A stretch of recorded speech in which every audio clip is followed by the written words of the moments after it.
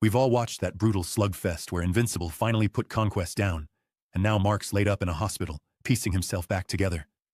Debbie's by his side, and she's livid, absolutely steaming that Mark's still dead set on being a superhero, throwing himself into the world's messes when he's in no shape for it. Her anger's practically radiating off her, like she's screaming inside, "Give it a rest already." Cecil slips into the emergency ward where Mark's recovering, his body still wrecked from that showdown.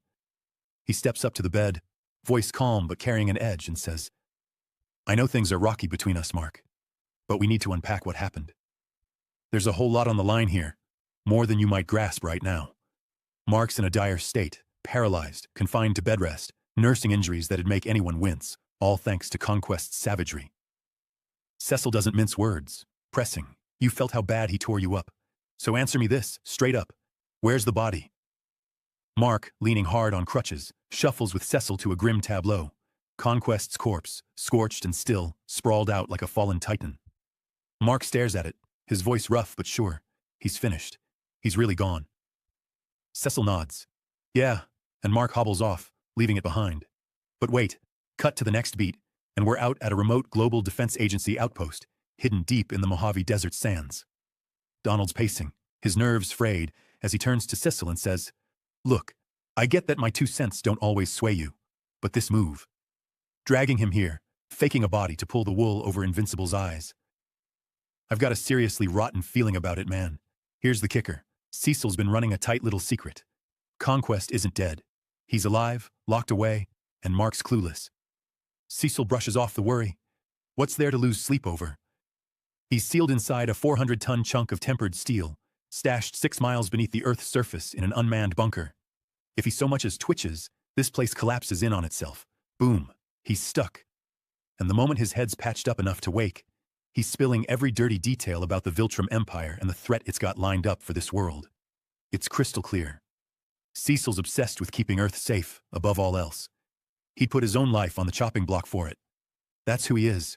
A guy who'd cut a deal with the darkest forces if it meant shielding humanity. Jump ahead, and we're back at that same lonely outpost. Conquest stirs. There's a faint pulse of life still in him.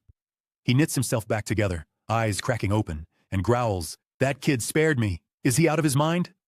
Alarms blare as his face hardens with lethal intent. Then, kaboom, the whole station implodes, just as Cecil predicted. Conquest tears free, stark naked, one arm gone from Mark's thrashing, blasting off as fast as his battered body can carry him. He throws a last look at Earth, that evil grin curling his lips, then rockets into space. Down below, Cecil gapes at the smoldering ruin where he'd stowed Conquest and mutters, "Oh, phew." A total disaster unfolding right in front of him. Next, Conquest's streaking back to the Viltrum Empire, and he's rattled, shaking like a leaf in a storm. He stammers out, "Sire, if you just hear me for a second, I can explain." Before he gets far, General Craig barks, "Drop to your knees. No one speaks to Grand Regent Thragg without showing respect. Bow your damn head." Conquest crumples, submissive and small, pleading, "Forgive my insolence, sire. I've got word on Earth standing. I've let you down, my lord." Thragg towers over him, his voice icy and sharp. "Conquest, you're a beast, only happy with blood staining your fangs, barely tameable. A beast has worth only when it bends to its master's will.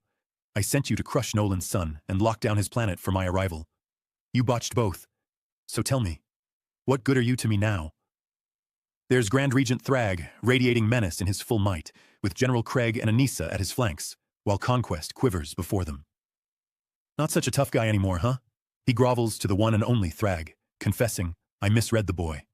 I strung it out, played with him too long, handed him the chance to turn the tables. I've served you faithfully for years. Please pardon my slip-up. Let me live." This scene lays him bare. He's a caged animal here, no purpose beyond orders, not even a name worth noting in his own story. It defines him. He's nothing, terrified of Thragg. And that dread? It shouts how fearsome Thragg is, what he can do, taming a monster like Conquest with a single look.